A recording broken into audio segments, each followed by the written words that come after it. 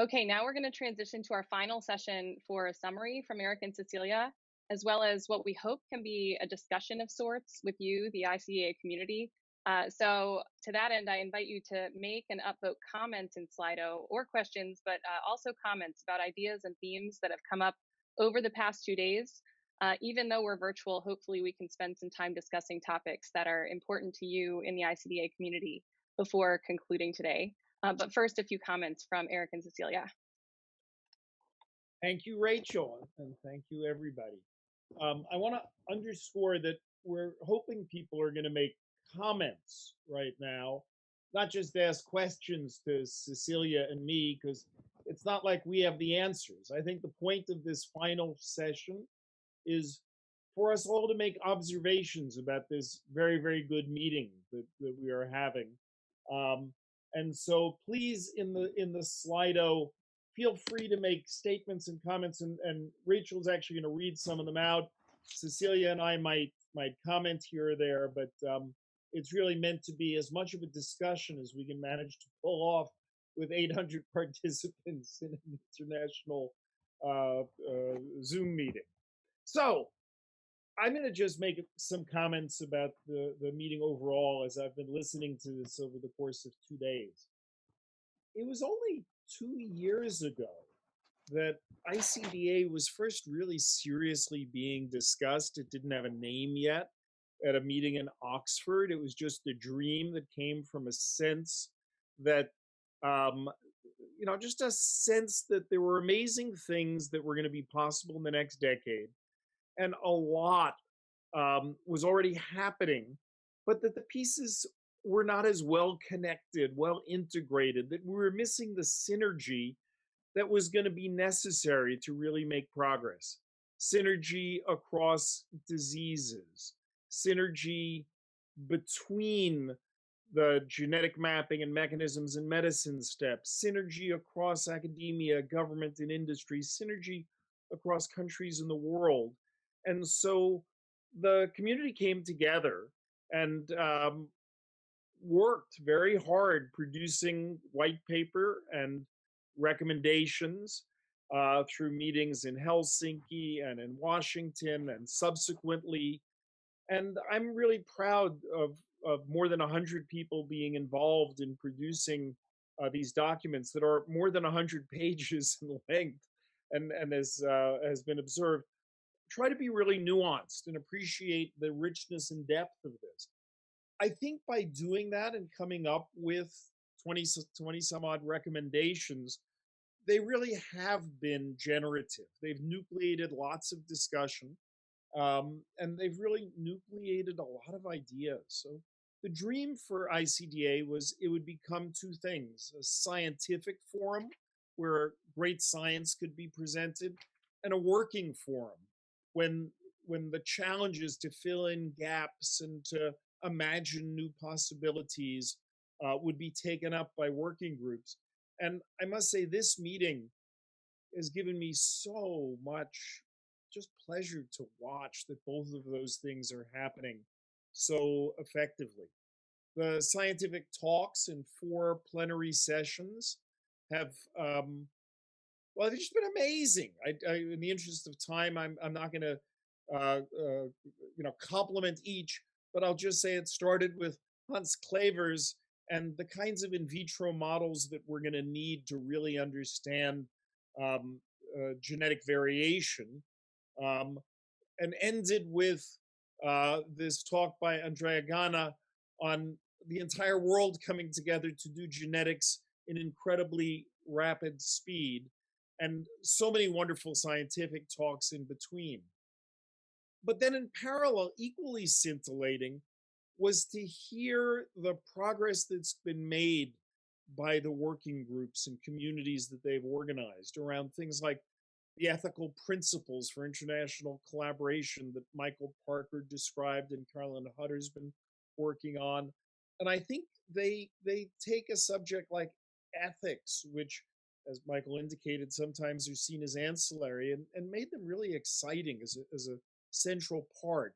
And then Nikki Tiffin's remarks on global equity in research, I think the idea of metrics, concrete things that people can use to measure themselves, I think that's going to have a huge effect.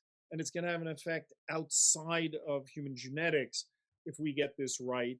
Just like data sharing from the Human Genome Project did, I think some of the concepts that are being developed here are very, very important. I think the discussions about biobanks around the world and how they should be designed, what they should be, what they should be designed for, where they should be stood up, with the comments that we had from Andres and Ricardo, and starting off from Rory. It was amazing to see the nucleation of Latin America coming together. I think ICDA played its role of helping to stimulate that nucleation and will support that nucleation, but the leadership being taken there was fantastic, and it's an example of the kind of nucleation that ICDA was designed to do. The data platforms have become concrete with the work on polygenic risk scores. And what was so interesting was to see the polygenic risk scores as a data platform idea interacting with polygenic risk scores as a policy matter. Because I think it's the connections between all these pieces that ICDA was aiming at. And then, of course, the mechanisms group with a breathtaking set of projects and an umbrella under which they can come together. There's obviously work going on in various countries with various funders, but to really think about how we connect them all was exciting. And then the flagship diseases. I am confident that there will be 10 communities coming together, and they will learn from each other, and they will fill in gaps within. Each one is different. They're not supposed to be cookie cutters. They're supposed to be ways that communities come together. And that leads me to underscore that I think what this meeting emphasized is that ICDA is not in charge of any of this, but as a community, we can have tremendous impact by stimulating, supporting, and most importantly, bringing clarity about what needs to be done. When a community speaks clearly, identifies holes, and works hard to fill it in and pull people together, big things can happen. People have asked about funding, and I think one of the things that's being stimulated already are funders. I think the funders, each is different, and we don't tell the funders what to do, but I've heard great enthusiasm for seeing the community come together and identifying areas where funders can have really big impact. And here I mean governments, I mean philanthropists, I mean national health systems. I'm delighted to report that just a couple days before this meeting, we got a letter from the government of India that formally said it wishes to join the ICDA effort. A wonderful thing, and I think we'll see more of that. And India will interpret it in ways that make sense for India, as will every country. But I see the dream really being fulfilled. Now, I have to say, we've engaged many communities. There's still more to go. The animal models community, not yet fully, not deeply represented at this meeting. The community thing about environmental factors and gene by environment interactions, very important. Still more to deepen there. Different parts of the world. We heard here from Latin America, but focusing from other parts of the world. I mentioned India, Middle East, still from different parts through Asia. So I just, that's sort of my summary of observations. I'm really excited. I know we have so much more to go, but we've come so much farther than I think we could have dreamed of a mere 2 years ago, let alone with a pandemic involved. And so I'm going to stop there and turn over to Cecilia if she would like to add a little bit there. Rachel would then read the comments in lieu of people standing up and making them themselves. And then Cecilia will make her broader observations and comments to close out the meeting. So Cecilia, over to you. I want to echo your enthusiasm. It's been an amazing ICDA 2020 virtual plenary. It's vastly exceeded my expectations, and they were pretty high to start with. I'm blown away by all the exciting science that you have put forward. and the great discussions that we've had. I really feel like I've learned a lot, which is always my goal when I go to conferences myself. It's cleared from you, the engaged and active community, that now is the time for a collaborative effort like ICDA to really accelerate the progress that we have seen exemplified over and over here in different talks yesterday and today. I'm not going to delve much more into that, but I'm so excited about what is to come. And I'm going to turn over to Rachel to do the Slido discussion, just so we have a couple of minutes for that before I close out. Thanks, Cecilia and Eric. That sounds great. Yeah, we're getting lots of comments in Slido, so please keep them coming. And you can also upvote other comments you see, and those will actually raise the comments to the top of the list. The first comment is one that I am not surprised is on everyone's mind, and it's actually a question. There are a few questions here for both of you. It says, where is the funding for different activities coming from? Well, we're already seeing in the United States, the NHGRI has funding mechanisms attached to the mechanisms work, for example. I think that's really exciting. And we know that there is similar funding going on in Europe. And I think that as there is glue holding together these efforts, as I think was described well in that session, setting standards, trying to define big goals, we're going to see more and more of investments in these different areas. Same is true for biobanks. So I don't imagine there's a single ICDA RFA issued globally, because nothing happens that way. What I'm seeing is lots of interest bubbling up, the government of India bubbling up. And I think the more ICDA states clearly what needs to be done, the more we're unlocking. I know other funders have reached out quietly to say, can you give us advice on what sort of things need the most? So I see it happening already. And it's a question of how we build those communities. Because what we found, even going back to the Human Genome Project, was connected communities tend to build increasing support for more and more ambitious goals, and success breeds success. And also, not to forget, we have an active, vibrant, very much scientifically engaged pharma council consisting of 16 different companies that are involved in all of the different discussions that we're having. And we're also having deep discussions with them about which projects they feel are most important to launch, just to add to what Eric said. Because I think one of the key things that ICDA is really doing is bringing the stakeholders together across academia, technology, biotech, pharma, and that is really going to be a strength moving forward, I think. Thanks both. The second highest voted question is actually related to the funding question a little bit more specifically. Eric, you just said that, of course, we can't have a global RFA to fund an international effort like this, but are there ways that ICDA could leverage funding across countries to foster different types of research projects? Is there a sense that that could happen? Oh, there really is. I mean, my reference to the Human Genome Project, there was no global RFA for the Human Genome Project, but there certainly was coordinated and leveraged funding across the world working together. What really makes that work is when there are clear articulated goals. The most obvious one was sequence the human genome. That was kind of an articulated goal. But I think what we're seeing coming out of ICDA are, look at, take the mechanisms thing, create views of regulatory mechanisms across 20 or 30 cell types. These are kind of projects that can be coordinated internationally.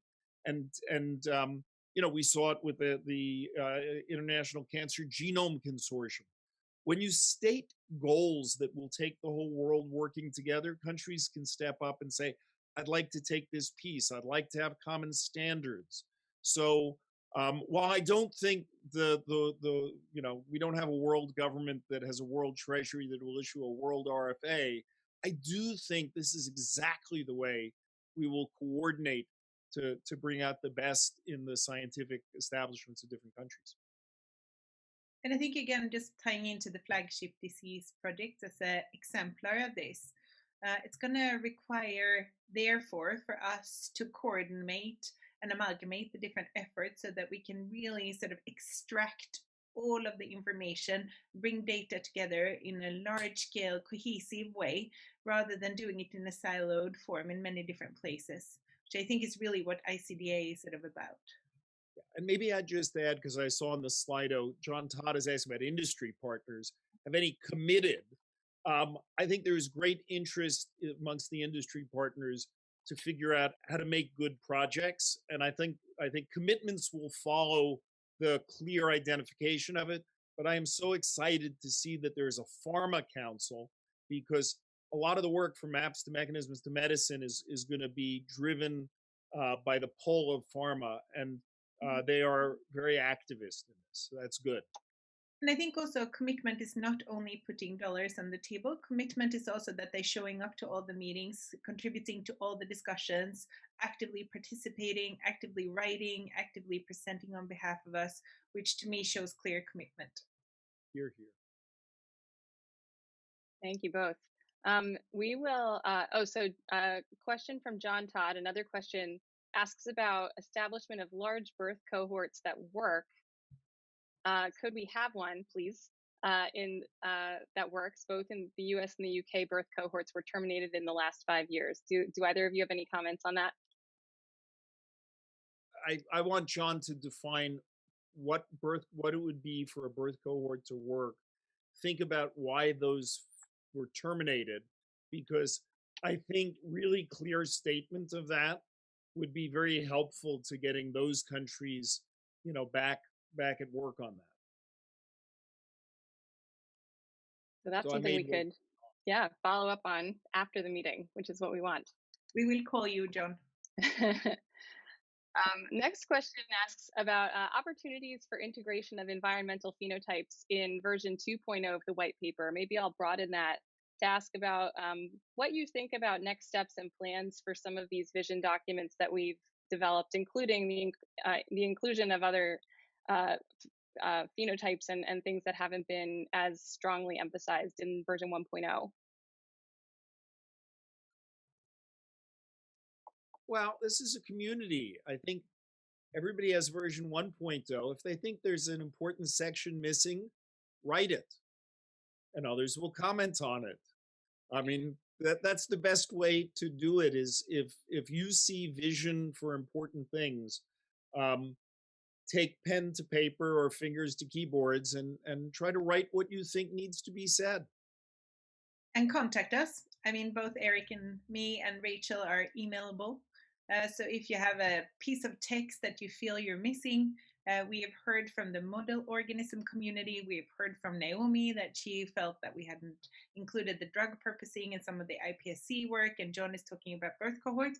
So contact us and suggest what you want to include, and we'll work with you to incorporate it where appropriate. That's right. There are several comments that are somewhat comments and some questions, really making the statement very strongly that it's important to support the development of cohorts and biobanks in lower middle income countries, as well as in the global south, that will be a key, equity as a key value will be really crucial for international collaborations. And I think maybe asks a bit of a question around how ICDA intends to promote those kinds of activities. We've obviously heard about some pilot efforts in that space today, but maybe thinking more sustainably and long term, how do we think about ICDA really promoting and supporting those types of efforts?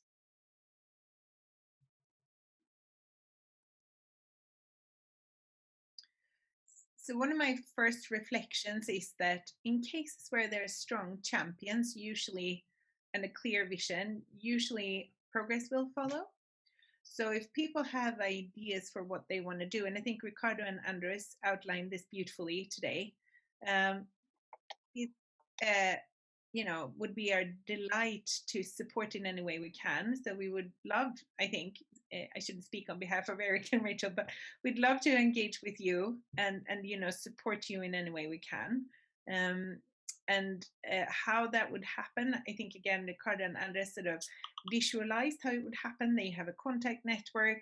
ICDA is facilitating through Rachel and her excellent team in logistics and infrastructure, meeting organizations and so forth. And I think, again, also amalgamating and sort of discussing ideas and providing inputs and I shouldn't say mentorship because I don't think that's needed because Ricardo and Anders have a really clear vision together with the Latin Genomes effort, but you know, providing support and ideas and being like a wingmate in you know, in a process like that makes it easier. So I think similarly to the white paper, almost like if you have an idea, if you have a vision, if you have a passion that you can't fulfill, reach out and discuss with us how we can support you. I think very rarely we will turn you down unless it's something incredibly crazy or requires you know, tons of money. I proposed something to Eric where Eric did a back of the envelope calculation and that it would be $45 billion, I think it was, the antibody project, Eric. So he shut me down very quickly. So it might happen, but I think in most cases, if it's a feasible project, you know, there will be scope and enthusiasm for supporting you and discussing you with you how to make this happen. And in many parts of the world, you know, particularly in lower and middle income countries, I think having the rest of the world backing the idea will help with regional governments. And so, you know, I was invited to attend the Chilean genomics meeting a week ago and was thrilled to be able to Zoom there. Wish I could have gone in person. But I think by being able to support those local visions and help regional governments understand that they're part of a bigger international vision, we can help each other make progress. Great, thank you. The next question is one that I'm actually going to take. It says, what is the best way to keep up to date with ICDA activities? We have a lot of activities, as we've heard today, and even more that we haven't described. And up till now, I think the way that we have recommended folks keep in track of what's going on is following ICDA on Twitter and joining our mailing list, which really has really been very high level. So it hasn't been very specific down into the work of the working groups. The ICDA office has actually been thinking a lot about this, given that we now have so many productive working groups that are really making a lot of progress, even month to month. So I think that you should stay tuned. Definitely make sure you're on our mailing list because we expect to be distributing information there. Everybody at this meeting should be there already because that was how we got you to register. But I think, you know, some early thoughts have been that we would actually utilize our ICDA Slack a lot more intentionally to highlight the work of different working groups. That seems like it's actually worked quite well for this meeting for folks who are in Slack. We also hope to have website landing pages for our working groups where we can actually make available, you know, documents and outputs and actions and ultimately products and deliverables from the different working groups and their work that we can point people to, obviously online. And if anyone has any ideas or systems that have worked well, I would love to hear about them. So please let us know at ICDA-office@icda.bio. And that's what I have to say about that. I don't know, Eric and Cecilia, if either of you have ideas about engaging with the community even more than we do now. Oh, that was great. That was great. And thank you, Rachel, for all your efforts to really shoulder the load of that. Yeah, we love hearing from people. So it's definitely one of the highlights of the work. Oh, I like the next question from Ines Barroso. Is there enough engagement with clinicians? How can we make this compelling to them who are not genomicists, because they are key for eventual translation? I'm going to say you can never have enough engagement with clinicians. More is always better. So I'd never say there's enough.